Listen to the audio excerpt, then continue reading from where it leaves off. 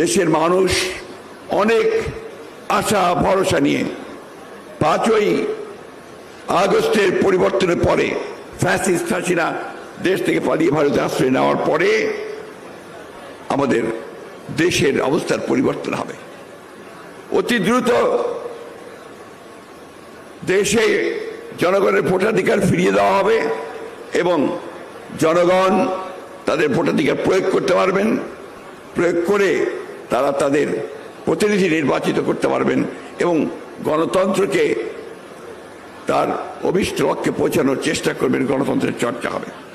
কিন্তু আমরা দুঃখের সঙ্গে দেখছি এখন পর্যন্ত সেই লক্ষ্যে আমরা সুস্পষ্ট কোন নির্দেশনা পাচ্ছি না।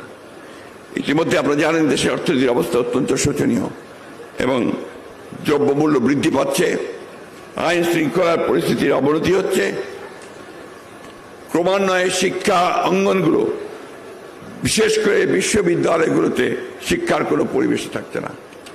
আর মারাত্মকভাবে আমরা দেখছি যে এই ভূখণ্ডের বিশেষ করে অবিভক্ত বাংলার যে সমস্ত বরেণ্য বিজ্ঞানী সাহিত্যিক যারা আমাদের এই ভূখণ্ডে অর্থাৎ পূর্ব বাংলার ভূখণ্ডে পূর্ব বাংলাদেশে যাদের জন্ম হয়েছিল তাদের নামগুলোকে বাদ দিয়ে এখন কোনো বিশ্ববিদ্যালয়ে প্রতিষ্ঠানগুলোর নামকরণ করার চেষ্টা করছে।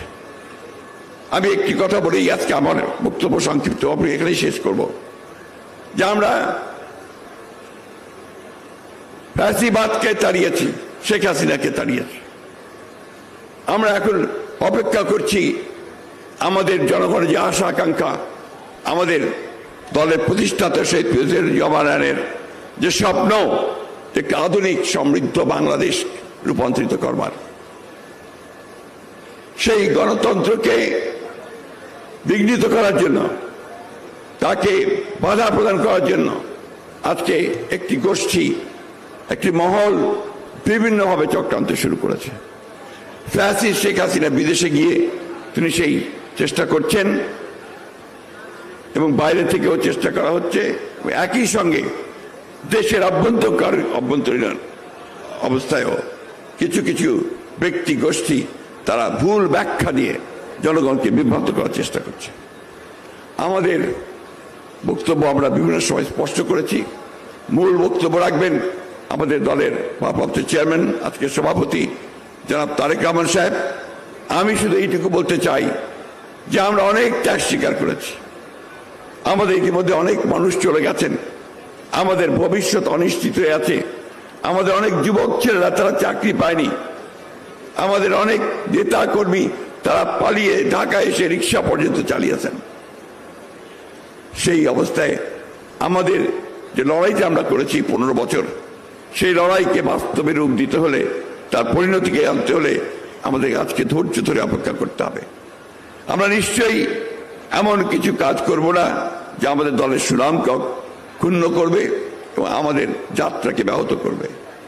আমি দৃঢ়ভাবে বিশ্বাস করি যে বাংলাদেশ জাতীয়বাদী দল সব সময় পরিবর্তন এনেছে, পরিবর্তন নিয়ে এসেছিলেন, সংস্কার করেছিলেন প্রথম শহীদ প্রেসিডেন্ট জিয়াউর রহমান, এরপরে করেছেন দেশনেত্রী বেগম খালেদা জিয়া, আর এখন করছেন আমাদের জনাব তারেক রহমান।